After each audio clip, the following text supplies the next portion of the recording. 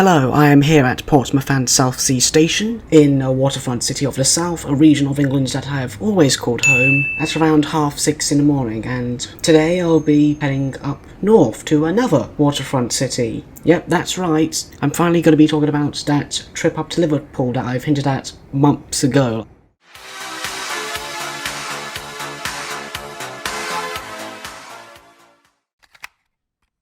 So, at the end of my winter travels video, as you may know, I mentioned that very shortly after the second of those trips that I made, I went on another grand trip up to the north. And well, that leads me right back to Portsmouth and Southsea, where I'll be starting the trip. As well, I thought might as well go from a southern waterfront city to one up the north. In hindsight, I don't actually know why I thought that was a good idea, but well, obviously with it being winter, it was quite dark, but hey, at least I didn't need to wait long for a South Western Railway train up into London Waterloo, where the sky had fortunately become much brighter as the daylight came in, and well, while I was there I saw one of very few South Western Railway 707s as well. At that time, not all of them have moved over to South Eastern, and I also noticed a set of sprinters which had all of the doors open, but for some reason it had a not to be moved sign on the side, which was a bit confusing to me, but I decided not to spend much time thinking about it, as I then made my way onto the Northern Line to get a train up to London Euston. As I got into Euston, however, I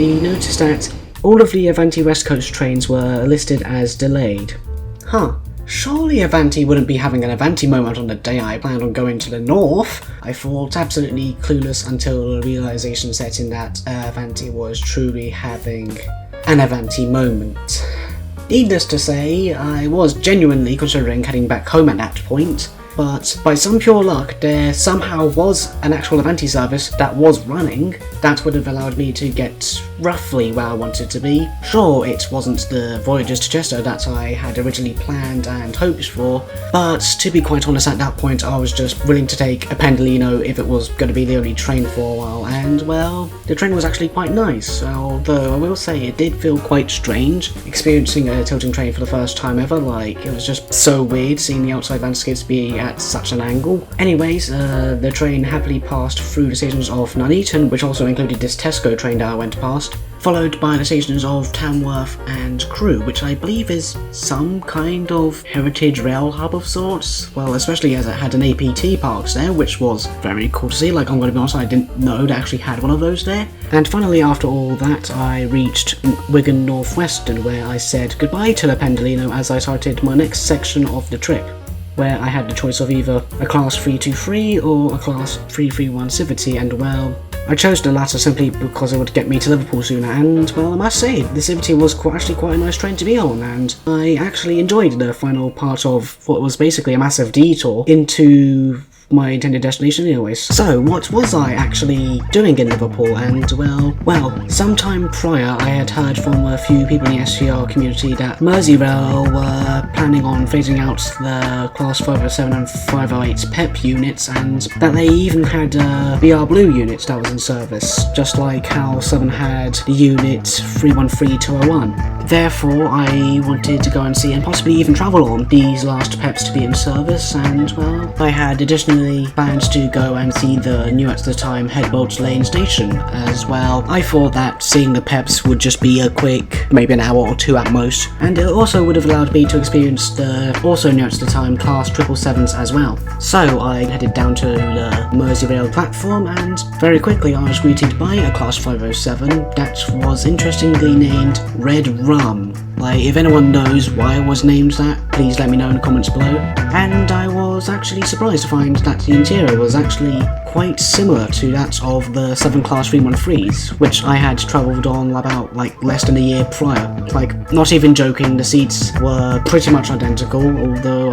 I guess the interior wall things by the doors were a bit different on the Merseyrail PEPs. But anyways, I stayed on this train as it made its way under the River Mersey, through Birkenhead and a station that an SGR station is based on, or well, two, but at the time there's only one, and it's finally arrived at New Brighton, so I guess you can say that I've been to both the old and New Brightons on PEPs on some of their last days in service. I decided to take a small look around the station, and sadly I had noticed that the Avanti moments that I experienced early in the day had pretty much rendered all of my plans impossible. However, I did notice that the Class 507 Unit 002 was parked at the station, and I sent a picture of it to the SER Discord server commenting how close I was to seeing 507001, which was the BR Blue unit that I had mentioned earlier. And conveniently, someone noticed the message and gave me some information of some PEPs that were running about that I would be interested in trying to find.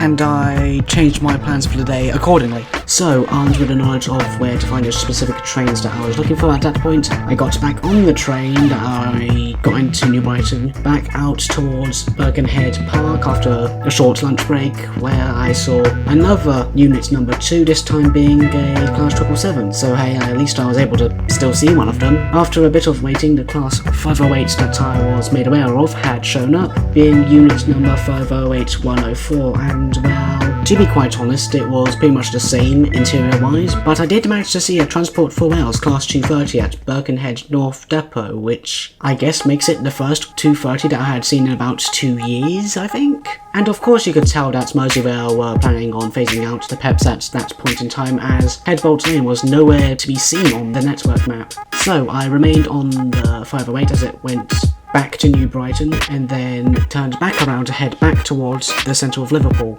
where I got off at a station whose name may strike a bit of fear into OG SEO players, that being James Street. OMG, SEO station IRL, wow! Anyway, in all seriousness though, James Street is actually quite a nice station. It has a few modern platforms, but it also has this cool older style one as well. But I couldn't stay there for long, as I had to somewhat quickly make my way from the River line to the Northern line, seeing the Radio City Tower along the way. Now, I didn't really get any footage of it at Liverpool Central, as it was quite busy down on the platforms, but 507001 did show up, and I travelled on it all the way up to Southport, which is ironically the most northern station on the Merseyrail network. Along the way, the train passed through a Waterloo station, and I thought to myself, haha, nice, I've been to 2 different Waterloos on 2 different Northern lines. But anyway, I got a few pictures of 507001 at Southport, as well as seeing a true Northern Class 150 after having been on a Northern one that was loaned to London North Western Railway a week prior. And at that point it was starting to get late, so I got back on the BR Blue 507 into Liverpool, where I was able to capture it in motion,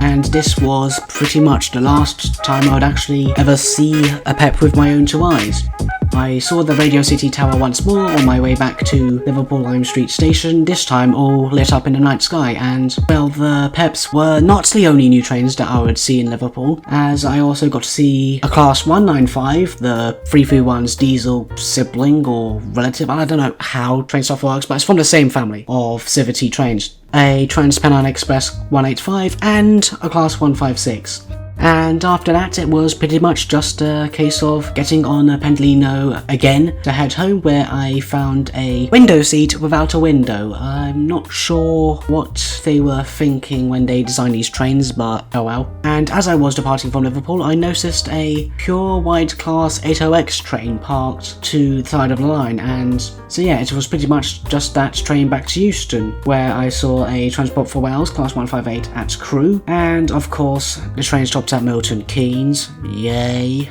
And I noticed a silly Toy Story logo font HSD stop marker at Euston, and fun fact, even though I never mentioned it in my British Railway 1.3 update review, this stop marker actually was included in Avonhill, which goes to show the amount of detail that the 4th Rail developers actually put into that game. Anyway, I said goodbye to the Pendolino, which was yet another 002, like how many of those do they even get on this day, like how? And then I took a Victoria Line train to London Victoria. I said hello to some networkers again, and I hopped on a Southern train to head all the way back to Portsmouth for Southsea, simply because I felt like making the trip start and end at the same place for some reason. I got a nice view of the London skyline at night as the train departed, and I ended up in Croydon like I always seem to do. Anyway, that's it for the first of many northern travels that I've had, and I honestly enjoyed this trip, even with the Avanti issues and all my plans going down the drain. And well, hopefully the next time I went up north to Liverpool would go better and actually lets me do more of what I had originally planned. Well, that's for another video, and with that I'd like to say goodbye, and I'll see you in the next one. But first, I'd like to thank these Pingu peeps for supporting the channel. You can support the channel too for £1.99 a month. It's completely optional though, of course.